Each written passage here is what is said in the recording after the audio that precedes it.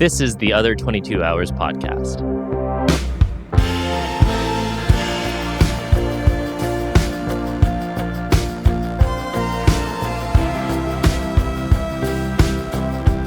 Hey, and welcome to this week's episode of the Other 22 Hours podcast. I'm your host, Aaron Shafer-Haiss. And I'm your other host, Michaela Anne, and we are on episode 130. And this week we're featuring our conversation from the Norwegian singer-songwriter Malin Pettersen. And Malin, I apologize if I butchered your last name. It's okay, because I'm about to butcher the next word here, which is that she is the winner of the equivalent of the Norwegian Grammy, which is the Spellemannprisen award.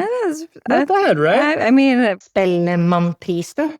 we are really bad at Norwegian words. This comes up at the end of the conversation. If you need a good laugh, just stick it out. It's in there. But on top of that, being Norwegian, Malin probably knows more people in Nashville than I do and has a presence here in America. And she's been heralded by Rolling Stone, Country, Forbes, No Depression, Paste, and can claim the incredible Iris Dement as a fan. She's in the middle of an album cycle, which I know we often say we like to talk to people outside of the album cycles. Come to find out, it's hard to get publicists to pitch artists that aren't paying them to be publicists at the time. Exactly. But it's always a good entry point to talk about the emotional roller coaster that is an album cycle. And we talked about that as well as her marketing mind versus her creative mind and consulting both and kind of putting on different hats, as well as accepting the artist inside as a core persona and really accepting that she's an artist, but that might be outside of music and how that is fluid within all of the different ways we can express. We also got to talk about some specifically Norwegian aspects of being an artist, what it is to be an artist operating in that country culturally, what type of government support, and how that changes how we operate our careers. And as always, with our conversations, there are topics that we touch on and questions that we ask that come as direct suggestions from all of our subscribers on Patreon. They get advance notice of our guests, as well as having the great depth and satisfaction of financially supporting the production of this show, which gets no funding elsewhere. So if you would like to help support the production of this, you would like to ask some of our upcoming guests some questions, there is a link to our Patreon below in the show notes. And if you're a visual person, this conversation and all of our other conversations are available on YouTube.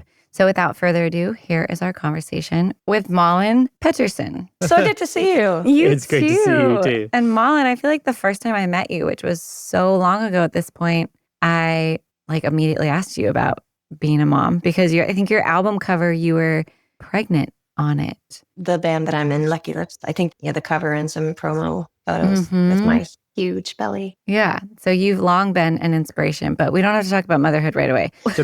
Well, let's start with the backstory. You guys met in Norway. Yes. There's this beautiful community of Norwegian artists. Is the name Nordicana? That's what some people have coined it. Okay. Yeah. So Norwegian artists who make music that can overlap with the Americana country genres. And there's this beautiful exchange between this Norwegian community and the American community of musicians. So we met a long time ago when I was on tour in Norway, and we've since spent so much time together with you coming here to Nashville, us coming back to Norway. I feel like you know times. more people in Nashville than I do. Yeah.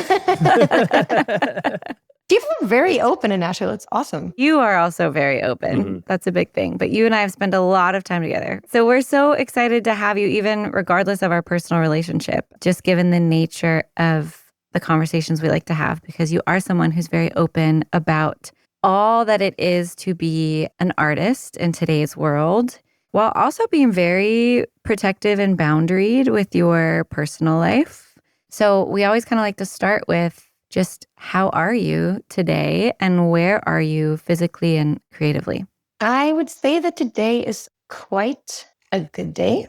I am in the middle of an album cycle release thing, so I have a lot of stuff to do, which is stressful, but still probably the point in time where I'm doing the best mentally.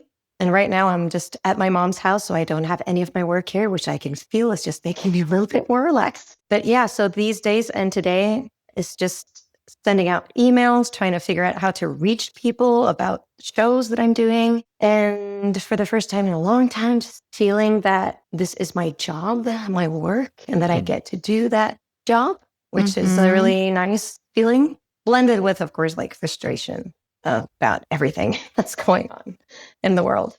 Beautiful. Yeah. So in this kind of, you said the place where I'm still mentally feeling good, is there a place that you're anticipating? You know this too well. Yeah. So there's always, and I don't know if I'm better at it, but I keep telling myself that I'm better, more robust now when it comes to the downfall that comes after a time like an album cycle or a tour or something like that. So I'm trying to not burn the fuse in both ends. So I'm trying to be very like constructive with the work that I do. I try to be a little bit strict with myself when it comes to the work that I have to do and the work that I just should do if I have more capacity. And that has helped me to not go into like totally overdrive mode and try to do everything all at once. To try to really look at like what could actually sell tickets or what could actually maybe drive people to click on that link to hear the music, instead of doing like just a bunch of things and not really having a plan for it and just hoping that something sticks. And that's helping me feel more constructive. I'm more proud of myself for the work that I do. And it also doesn't bother me as much if things doesn't really work out, because then I'll be like, okay, but I had a plan and okay, that didn't really work, but then maybe I can try it in a different way. And I think that also hopefully maybe will help when the album it's out, but I'm starting the tour now. And when that's over, Christmas is going to come around, which I love. And I'm just hoping that I'll have these small things that I can keep busy with that won't send me into like the down spiraling loop of depression when it's all over. Yeah. I mean, that's a real thing, the come down and what's next? Yeah. We had a recent guest named Dave House, who is from Philadelphia, and he kind of comes more from like the punk scene. And he was talking about really like the value of anticipation in what we do, and how like the anticipation is what it is. It's, you write this song and there's all this excitement and anticipation of like, ooh, what's it going to sound like when I record it? And there's all this anticipation of like, ooh, like, what's the album cover going to look like? What else is on the record? And they're like, ooh, it's going to come out. And then it comes out and you're like, now what? Okay. Yeah. It's like doing a show where you just do one song and you get off stage and you're like, I'm done now? Yeah. I'm just going to watch the rest of the show. What do you mean? Yeah, I think that's a very real thing. And this year, I don't really know how that happened, but I recorded this album in January, which was a very good way for me to start the year. I've released a couple of things, but it's been quite a slow period of time playing wise. So I recorded the album in January, which made me feel really good. I was like, oh my God, I have an album and it's just like the beginning of the year. And then I had all this work to do through the year and through the summer. And I wasn't really worried about not playing a lot of shows. I was like, well, that's because I'm working on this now. And then after that, the shows will come. And now I've just released the album and I'm going on tour. And I'm like, oh my God, this year really worked out really nicely for my head, because there's always like the next thing to do. But of course, that cannot last forever. But I'm trying to also like try to prepare myself for when the last show date is done. I'm trying to like put up dates with my friends and like planning stuff so that I know that I will have nice things to do that can like feed my mental health in other ways. Yeah, I feel like there's that balance, because there's like one, the anticipation of like you created this project, you did the writing, you did the recording, and it's all such an endeavor. And then we hold this anticipation and also expectations of what it's going to mean, how it's going to translate outside of us to create more opportunity to play. And all that stuff can be like also very pure of like, I want to put this record out so I can like play more shows because I love playing shows and I want to connect more. And the challenge to me is the balancing of the letdown of it's over and being like, okay, now what's next? And I got to do it all again. What an endeavor that feels like. But when it feels more like an endeavor because the emphasis is on the career and what you need to do to like keep putting stuff out for the career versus the creative process. Yes, I totally agree. And I feel like for me, probably during COVID, that was like the biggest thing for my head mentally. I think I'd already started thinking about it, but that really gave me time to think and just like changing the perspective. I didn't start out that way, but I think when you work with this, you start out thinking about and focusing on the creative side and the joy that it brings and all of the fun projects you're going to do. And then when you get into the projects, the further you get into them and you start thinking about the next one, the focus starts shifting towards what's the world going to think? Like, is this a smart thing to do? Are people going to like this? What's the best next move? Who should I work with? Blah, blah, blah. Without even noticing that joyful and fun reason why you started doing what you do can like get in the background a little bit.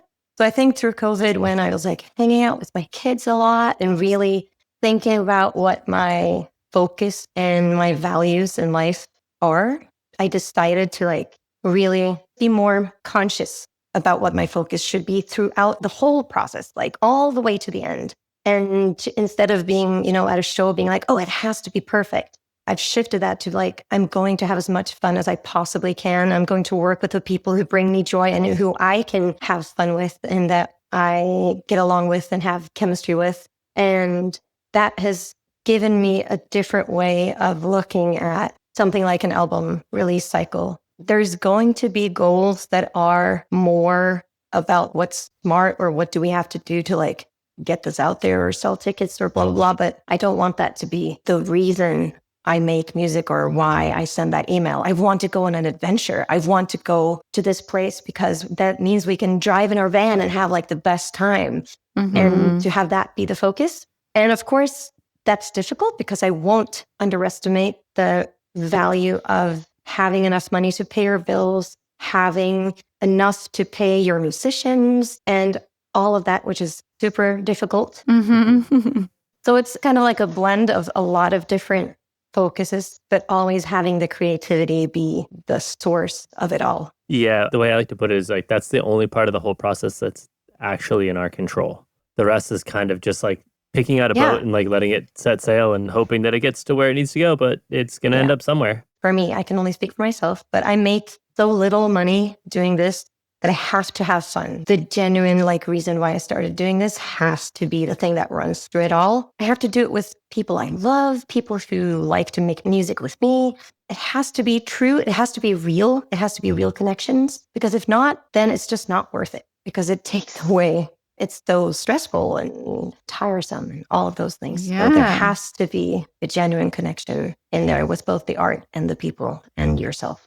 Yeah. The last several years, I think it was the record after my first record that I put out supposedly post-COVID. And it just wasn't fun. It felt so stressful. There wasn't much joy in it. And that's what now I'm about to enter into a new record and like I'm crowdfunding for it because I'm out of my record deal because I want to own my own masters again. And every time I get pulled into my habit of stress, anxiety, I'm like, why?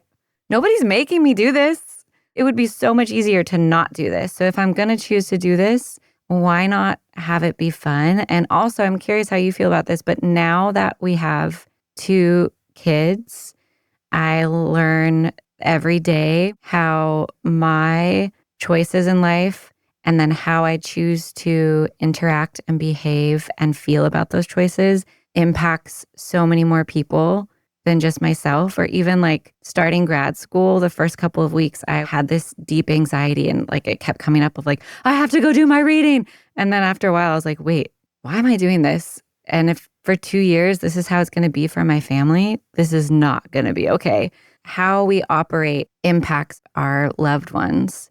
Yeah. So it's just like such a helpful reminder of like, why do I need to be anxious about this? Because regardless of what happens with this record, this experience is going to be what it is. And this is within my control of deciding, is this going to be joyful or not, while anticipating what's coming. Yeah, I totally agree. I feel lucky to have people who I love and who love me back and who kind of make me set boundaries and make me also find a focus. I know that can be difficult. I don't know how you guys feel about this, but I struggle also with like, on one end, I don't think I could do anything else. I mean, I've wanted to quit so many times. This is my last album. I'm never going to release anything again. I'm over and done with it. I'm going to do something completely different and just write songs for me. Nobody's ever going to hear them again. But I haven't been able to quit. I can't explain why or how. It's just there, never going to be over. On the other hand, I also, in one way, need to look at it, at least certain aspects of it, in like a professional matter so that I don't sell myself short, so that I am able to tell myself that like doing this work, the emails, going out, talking to people, like doing all of the extra stuff, that's not the stage stuff, that's also important, and that I am the only one who's going to do that. I'm the only one who can like push those buttons or those people to go out and help create some kind of like possibility or get the music out there, or the person who has to write those songs. And like with social media, I feel like that conflict is very obvious to me when it comes to social media. On one hand, I'm like, it's a great opportunity to like show people my music and my art and like do whatever I want to do. But on the other hand, I'm like, I don't want to be pushing my face out there again. Oh my God, here it goes. Like, okay, people, listen to this reviews. Look at this, blah, blah, blah. But I'm like, Malin, it's very important that you do this. It's a very important free tool that you can use. And it's all just like, And so that conflict is something that I find is both a good thing. I tell myself when my kids come home from school, I'm like, close the laptop. I'm like, I'm done for today. I'm done at the office. And it feels really nice to have those boundaries. But at the same time, I'm like, art is so important. I just want to do it. I don't care if people know who I am. I'm like, they have to know who I am if I'm going to be able to pay the bills. Right. Exactly. That's the thing. It's like, people don't have to know who you are to make art or to make records or to release records. You can do all those and nobody needs to know who you are. Yes. To be able to afford to do it for a living. And I say that not in the sense of like an ego sense of like, oh, I make my money making music. But like when you are able to make a living from making art, you inherently don't have other things vying for your time. So you can spend more time making your art. And that necessitates needing people to pay attention, which like, I wonder if this is a thing for you or if I have just greatly like misunderstood this in translation. But in some of the many hours of conversation I've had with Tor, a mutual friend, Darling West is another amazing Norwegian band. But Tor was talking about this Norwegian mentality, philosophy, just about like putting yourself out there or like seeming conceited. Yeah. And I can't remember if we were specifically talking about the music industry or just existing in the world. Is that something that you bump up against with having to be a public figure, like both within yourself and then like within your community? How does that reflect on the music industry?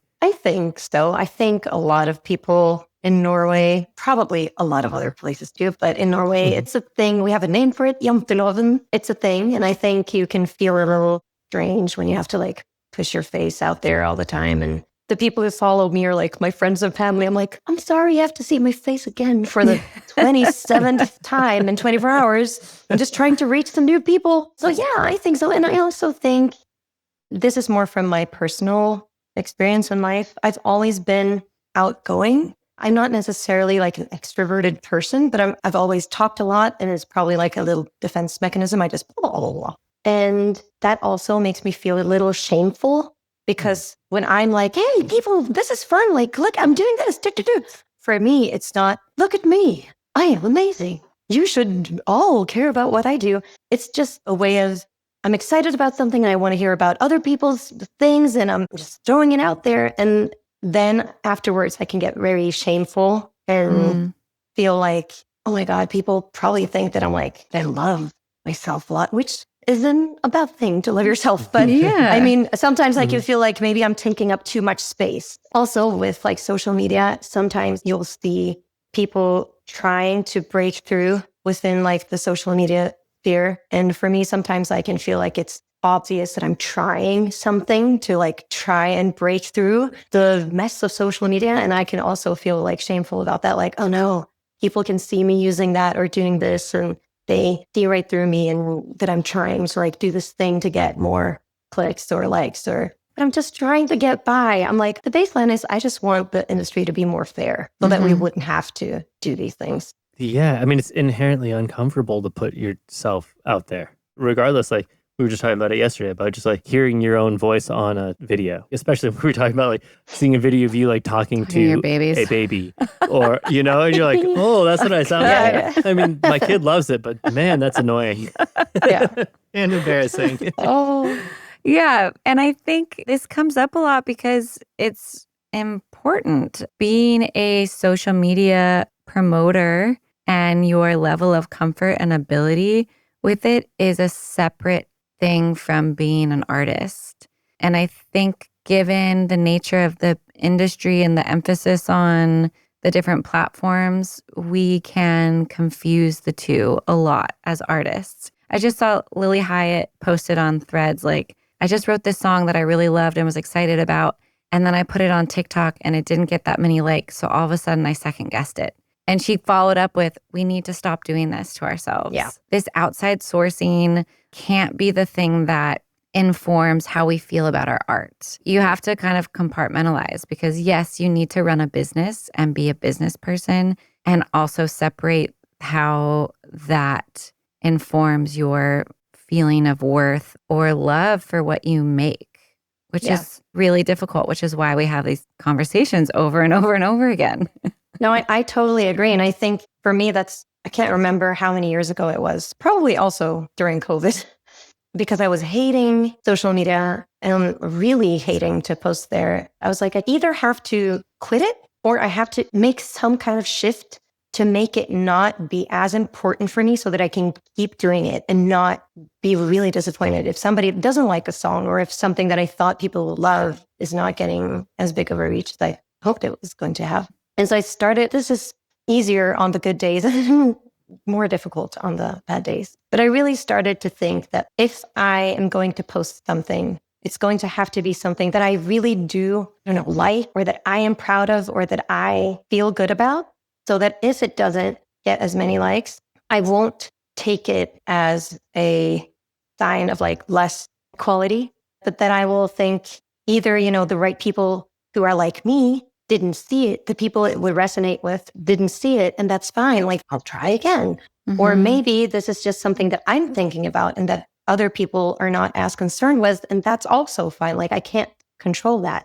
And if it's a song, I try to think that there's a bunch of songs that I love that are not hits or that are not classics, that are not even like cult classics that probably like just a handful of people really love. Mm-hmm. But those songs are still very important to me. Mm-hmm. And if I could write a song like that could make a connection with one other person, or just that it makes a connection for me, that I feel like I said something in the way that I wanted to say it, I got it off my chest, then that song has value. That song is an important piece of art. Even if nobody saw that video, it should have the same value to me as before I posted it. And that's a lot easier to say than it is to think in the moment. But I really try very hard to think like that, even though I don't always succeed, just like Lily Hyatt. Well, also, if you think about, you said if the person who's like me out there, who I think would like this because I like it,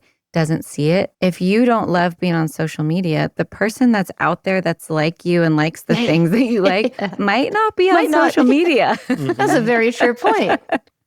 And I also think, I don't know, I might be wrong. So anybody who's a lot older than me and has done it for a longer time might arrest me on this. But back in the day, you would record something and you would release that track or that single or that record, and you would go on a tour, and those would be like the measuring points to like how successful you were, or if you could make a living or not. Mm-hmm. But today we have these measuring points every day, all the time, on social media, and also the recordings and the singles going out to streaming services. And every day you have a possibility to be like, am I successful now? Do people like me now? Oh, they did today, but they won't tomorrow. It go up and down and all the time. And you're like, but you said you loved me, people, and now you don't? Yeah. How could this change so fast? And I think that messes with your mind and your head. And just like she said, Lily Hyatt, I think also that it's very important to try to keep one part of my brain very focused on the creative side.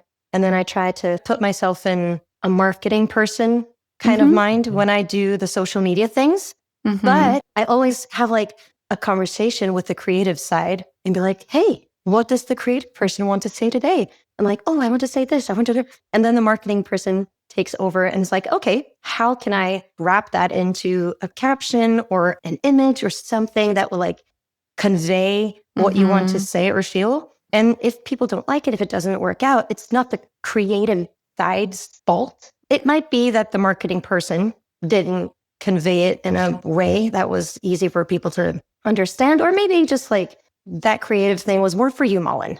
Not a lot of people out there. But I try to not make it like ruin the creative side of my mind too much. Yeah, I love that of tapping both and being able to kind of separate, to be able to see social media as a marketing tool, which is exclusively what it is. Basically, everything I see is an advertisement in some way or another, whether it's like an actual ad or somebody had to like pay for it to actually be seen by people. Yeah.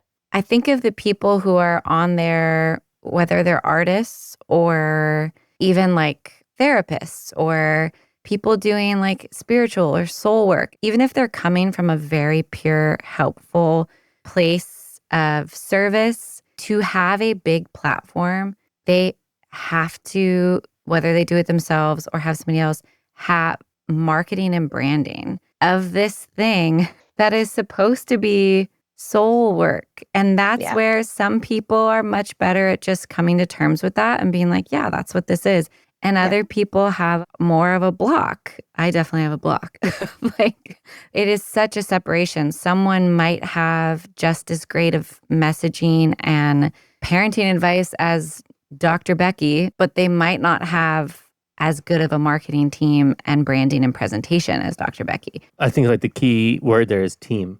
Yeah. Back when the recording music industry became a thing in the late 50s, in the 60s, like when it really took off, there were teams of people. There was a marketing team. There was, and it was like their A&R was, they'd be like, these are the songs that you're recording for your record. Yeah. These would be great. And this is the arrangement that you're going to use for your song.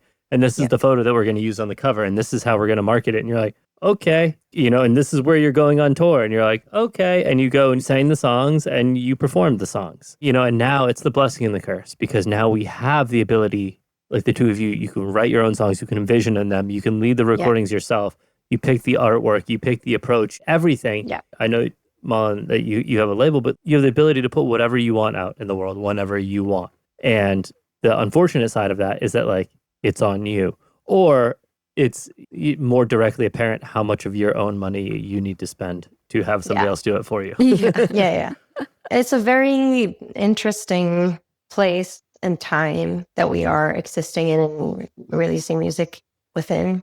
Mm-hmm. I feel very lucky on one side for the artist to have, if you grew up in a tiny, tiny town, you still have the possibility to record yourself with a phone and put it out there on the internet for people to hear. That's incredible. It means that you don't have to have a lot of money to at least get your art out there, which is very democratic and incredible. But on the other hand, to take that further, the industry is not very democratic. There is so much money that you would have to have, because the whole industry has gotten so much smaller when it comes to journalists, PR people. All the venues are struggling, so they have to be more cautious about their bookings, and everybody's struggling and people are firing journalists, and it's just making everything more difficult for everybody. So to reach through to that next level is a lot more difficult. But the fact that social media is amazing, at a certain time, it's also okay, so what's next? I'm not saying that this is what everybody should get, because it sounds like I'm out for freebies. But I think a lot of artists, if you gave them, here's a way to record your album, own the masters, sell it in a way that will bring in money and have people actually pay for the music. And these are all the places you can go tour. They will afford to give you a pay that's fair. And also and you wouldn't have to think about social media. Everything would be just fine. I think a lot of people would be like, thank you. Because it's not that I want to be some famous person. It's just, I just want to be able to do my work and have income that reflects the work that I do and the people who want to use my product, which is a horrible way of saying it. But you know what I mean. Can you talk a little bit about how being a Norwegian artist, because I think of as an American artist, the kind of main focus is the American market. Then next, we're looking at coming to Europe and the UK. But on this indie level in our world, we're not looking at going to Asia as often. We're not looking at South America. There's these kind of two markets and industries. Yeah, there's kind of America and Canada. People are I need to play in Vancouver and Toronto. Maybe I'll go to a couple others. Yeah, and even in Europe, in the kind of Americana world, it's less likely to go to Greece, for instance, or Italy. Yep. And that's the nature of like the promoters and the booking agencies and the label support of like Scandinavian countries and the Netherlands and the UK, and Spain is much more common than Italy, for instance. Mm-hmm. As a Norwegian, how does that look for you guys? Because Norway is such a small country. And if you can mix in like how the government and culture supports independent artists as well. I would say that for at least pop artists in Norway, Asia has been quite a big market. I wouldn't say that a lot of people are like made it big there, but we've had some pretty big artists go very popular in Asia. I'm not sure why that connection has been made as compared to other, like South America, I don't think is as big. And also, of course, Europe, Germany has always been a big place for at least pop artists. I think for the Americana country scene, we've probably always been a little US focused because for us, that's like, we grow up being like, oh my God, America, the whole agreeing for country music. But I think people, at least I can only speak for my community and the people that I talk to on a general basis, we are looking more and more towards the European market as well. It's been a little bit more difficult getting into the European market, maybe because we're not as exotic as we are when we go over to the US. It's just like, oh, you're just from other European countries. And Sweden has their own like huge industry.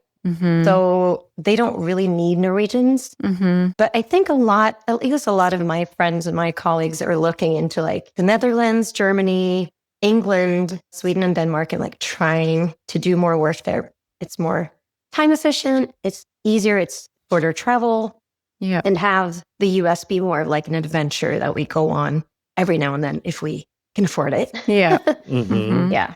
And we also have, grants that we can apply for, which is incredible. And I know that a lot of countries don't have that in the same way. So we can apply for money to record albums, to go on tours, to publish our music. There's a lot of different grants that you can apply for, even though the bulk of money is getting smaller and smaller because they are cutting down on those budgets as well, as I guess they are all over the world. But at least I think that's been a very important thing for the Norwegian music industry, because it has given people, as we talked about earlier, people who have maybe posted things on social media and they have gotten some interest and they're like, but how do I record an album? Like, how do I do this? And then they have been able to either attend like workshops, open meetings, and apply for money. We have a lot of organizations that work to help them maneuver the industry. And I think that's very good.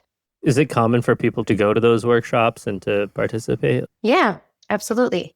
And it also helps with the community. People feel like they are a part of something and that other people are struggling like them. And I don't want to make it sound like it's all a struggle. So any job can be stressful. And so I think it's just good meeting other colleagues and seeing that people are, having the same difficulties. Like, how do you write this application? Like, I can't understand how, or like, where do you go touring and how do you do it? And how much does it cost? How should I do that? I think that's very important to meet each other and have those conversations. Yeah, absolutely. Because it's constantly shifting. Things are constantly changing. So like what worked 2 or 3 years ago, things are changing so fast. It probably doesn't work very well now. In talking about like the US being a holy grail and traveling, like I just kind of want to get the temperature on how it is there, because speaking of community, Jensen, Die With Your Boots, like that's such a strong community of like incredible songwriters that are pulling on like Americana music, country music, like in essence to dumb it all down, but like American music. And so like I can imagine that coming here is a holy grail. And I think we'd be remiss to not talk about how insanely crazy it is here right now, especially with getting visas and coming here as a foreigner. We had Flight as a recent guest, the British band, and they had a tour booked in the States selling like decent sized rooms, 500, 600 cap rooms. They were making money. These American venues, American businesses were making money, and the government denied their visa. And so what's the conversation happening over there with you guys? There are a lot of, at least just from the people that I talk with, there are a lot of like question marks, a lot of, do we still do what we have originally planned? Is it safe to make plans to go there? Do we want to go there? And also just like the uncertainty about if you'll get into the country and what will happen when you're there. Like, will you be able to, I don't sound so dramatic, but like, will you get out if something happens? I mean, it's dramatic, but it's also valid questions. Valid, yeah. Yeah. I think at least I am a very privileged person living in a very rich country where I, as a white person living in a middle-class community, growing up in middle class, things have been easy. Not as to say that I haven't had struggles or anything, but with stuff like that, like I've never had to think about, will the cops search me? Will I be safe doing this? And so I think a lot of people are not used to, when they think about traveling to other countries that they have normally been able to just travel back and forth and it's been all good, to suddenly have to think about like, oh, but can I be a person that can be like singled out? But they will have questions like, can they take away my visa? Will they look at my social media? Yeah, exactly. From Free Palestine, I don't know how that would be. Yeah. For me, it's a positive thing that this is happening to people such as myself, because it makes us open our eyes and realize how the world is put together, and that it's also our concern because a lot of people have been living with this uncertainty their whole lives. Exactly. In all corners of the world. And it's now spreading to a lot of countries. It's spreading to Europe. I just think it's so important that we open our eyes and see that this is something that we all have to have conversations about this. We should try and figure out what our meanings are, how we feel about it all happening, and try to communicate about it so that we can try to pull the world in the direction that we want it to be pulled in. And so for me, this is just such a big part of the world, has been so privileged for so long. It's just so sad that it has taken this long for us to realize what's going on. And it's become so strong. And I just hope it's not too late. And I always believe that things can be better if we are willing to do the work. Yeah. Yeah, to have the conversations, to see things through a different paradigm and a different lens. And also listen to each other, have conversations with people who we are not necessarily agreeing with. And of course, we're always going to try and like in a discussion have good points or blah, blah, blah. But I think it's also important to try and understand why the other person is thinking the way that they are. Because I think that that's when we can try and meet each other and figure out like, oh, I didn't know that you had experienced this thing, which explains to me why you're seeing this thing from a different perspective than I am. Doesn't mean that we're going to agree at a certain point, but it means that at least now we understand why people can have these opinions and try and meet them in a different way or with different points and different arguments maybe. Yeah, which like in my experience and in my observations, exactly what you're saying right now is the current American government is making it hard for artists like you or artists in general to come here, or artists in America to speak out. And they're taking people off of television and censoring them because, just in this really short conversation that we've talked about Norway and Sweden and Germany and Holland and England and Spain and the US and Canada. And none of us are superstars, but none of us batted an eye about bringing together people in every one of those countries. And that's a very rare thing. Like some banker is not going to go and give a talk in all of these countries and be able to bring 100 to 700 people together in this room for a shared experience that shows that we are a lot more similar than the news that says that we are. And that's a very dangerous thing in the world right now. And I do think that that's a very special opportunity that we have when we are in a room and all eyes are on us. And I think for me, it was difficult to know in the beginning, like, how should I approach this? What can I say in a way to not make people who disagree with me, like, just walk out or close their ears and be like, whatever. I was like, Malin, you can say things to people and they're in the room. Why not? Like, instead of telling people like what I think is right, I always try within my show to have a little talk about how I don't think you have to be one of those people who like write in caps lock or write articles about like your point to be able to move the world in a better direction. But I do think that within our families, our friend groups, our communities, we can all ask questions. Tell people what we think. Ask them what they think. Ask them why they think that. Like, did you read this here? Have you checked out this source? Be open yourself to new facts that you didn't know. Check them out. Be open and try to just, it sounds very cliche, but try to be the kind of person that you kind of want that other person to be. Like, try to listen and do all of those things and be vocal if you dare to the people around you about how you feel. And I think those things on the long term, we need a lot of change fast, but we also need things to change slowly to make it robust. And if we do that in those ways, we can really make robust communities, kids, family groups. And if I'm quite free, I'm a lot more free than most of the world. And if I don't use that freedom in any way, then I kind of don't know what that freedom is worth. Like, what are we fighting for to be able to use that freedom for something? It's difficult, but I think that if we all try in our own little way and grasp those possibilities when we can, it's a very good thing. It doesn't mean posting on social media. Some people are not comfortable with that, and it's very difficult when people come at you. But sometimes it's also a sacrifice that is small compared to what a lot of other people sacrifice to be who they are or to live. Totally. Thank you for that, Malin. Before we ask you our last question, I just want to say I listened to a conversation with Ezra Klein and Ta-Nehisi Coates, and they were in conversation recently because Ezra Klein wrote a piece about Charlie Kirk, who was publicly assassinated, who was a right-wing conservative talking head person, podcaster? Influencer. And Ezra Klein and Ta-Nehisi Coates are friends, and Ta-Nehisi Coates replied with his own piece taking serious issue with what Ezra wrote, that he believed he was whitewashing it. Anyways, the whole conversation is really incredible because they are having an in-depth, respectful conversation, have disagreements, everything. But towards the end, Ta-Nehisi Coates, one of the things he said is, I am at war with ideologies, not with the people who hold those ideologies. And that really stuck with me of, we need to hear that more and more of how to bring the temperature down, especially in America when there's so much ridiculous, insane conversation and violence and conversation about civil war. And it's like remembering that we are not at war with each other. We're at war with harmful ideologies that are driven by fear. That whole conversation is really good. Just want to recommend that. But thank you. I think fear is such an important word.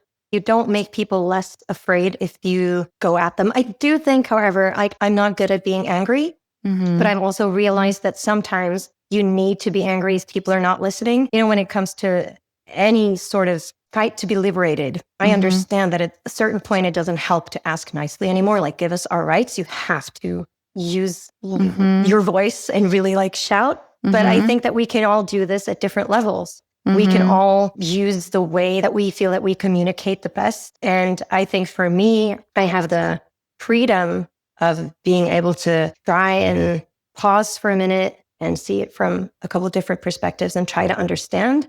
And somebody else might not have that privilege. For them, it might be about their lives, about their kids. And it's not the time to be like, okay, I'm going to sit down and listen to why you hate me so much. Yeah. I understand that that's not always necessarily, the right thing. But I think that this can be fought, in lack of a better word, from different levels. But I do truly, truly believe in the power of a good conversation and listening to each other if we can get to that place. I think that that's such a good way of getting a more robust change in the attitude of the other person also. Definitely. Yeah. Well, thank you so much for being on and being such a good conversationalist, especially in your second language. I know. The entire time. Thank you.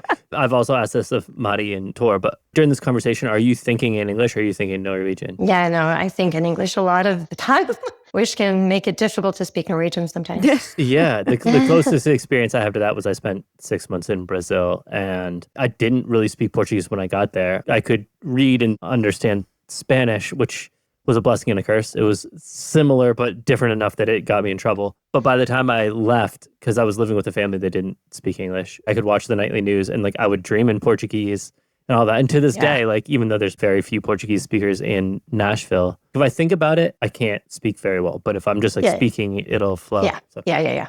That's awesome. Anyway, I guess the best way to say it is I have so much gratitude and awe for yourself and all of our Norwegian and Scandinavian friends that you can speak our language so well that we can have really deep flowing, moving conversations, because I could definitely not express myself at all in Norwegian. We'd be having a much different conversation. We have a note. We should ask you now how to say the Norwegian Grammy. How do you say it? Spellemannprisen. Spellemannprisen. Got it. Wow. So good. I always think of Yes. like being on trains in Oslo or in Stockholm or something, and I'm like, Yeah. oh, that's how you say that word? Wow. Okay. Wow. But I feel like we've spent a lot of time with Mari and Tor as well because they've come and been here with us for a week at a time and stuff. And so many times I'll be like, how do you say that? And then I'll be like, I'll listen to them. I'm like, I'm not even going to try that. I feel so bad. So many years we called Mari. We're like, Mari and Tor. Yeah, Mari. Yeah. She said, actually, it's Mari. And we're like, oh, wow. Cool. Yeah. So bad. Well, also our daughter was obsessed with her when we were in Norway a couple years ago, but she didn't talk that much even English because she was 2, and she called Mari this one. I want to go with this one. This one. Can I do it this one?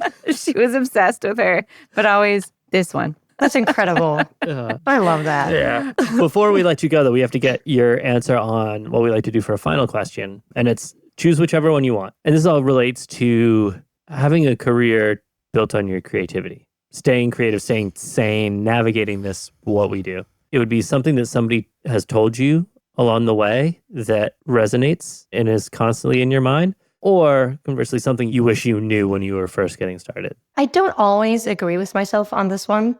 I might change my mind when we get off this talk. But I remember very well when I read Just Kids by Patti Smith the first time. I paraphrase. I can't remember exactly like how she said it. But at some point in the book, she says, I just knew I was an artist. I didn't know what. Like, I didn't know if I was a painter, a musician, a poet, like what I was. I just knew I was an artist. And in one part of my mind, during COVID, I was fortunate enough to kind of like not just be an artist in terms of like making music. I was drawing, I was watering my plants, learning new skills and doing other things. And it felt very liberating and nice to not just be about music because it was saturating my entire life and every single aspect of my life.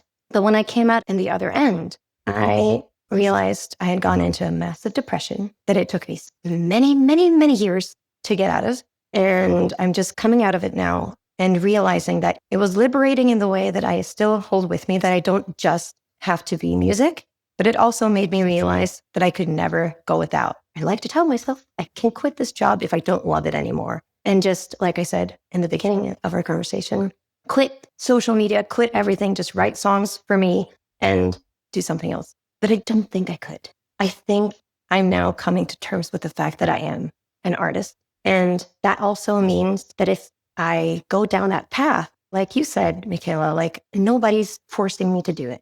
Nobody's forcing me to post on social media. Nobody's forcing me to spend all of this money that I barely make on trying to just make another album that I'll probably not make any money off of. Like, So going back to the beginning of our conversation, I did not mean to sound ungrateful for all of the chances that I have gotten. I am incredibly grateful getting to make music with my friends, for making the amount of money I need to record an album and be able to go on tour and hopefully not go into the red too much so that I get to pay my musicians and go on those adventures. I think maybe for me, that's what the artist bit is about. And I have to just take the job that comes with it if I want to keep doing it professionally. And so I think that book for me was it helped me to see that the struggles are also a part of the journey and that I would rather live with those struggles. Sometimes I disagree with myself, but at least for now, I want to live with those struggles because I don't picture my life in any other way. Beautiful. I love that. Accepting and wanting to live with the struggle.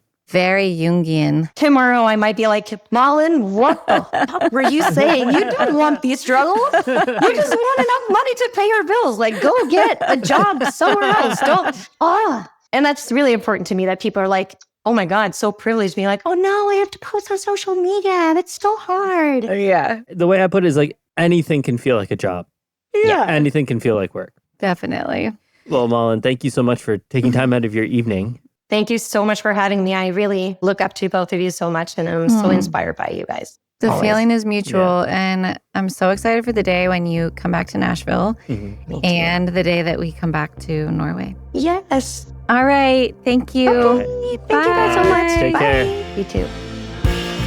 Thank you to all of you who subscribe to our Patreon or on Spotify, Apple Podcasts, YouTube, or wherever you get our show. If you haven't subscribed yet, take a second to do that right now, and we'll see you back here next week.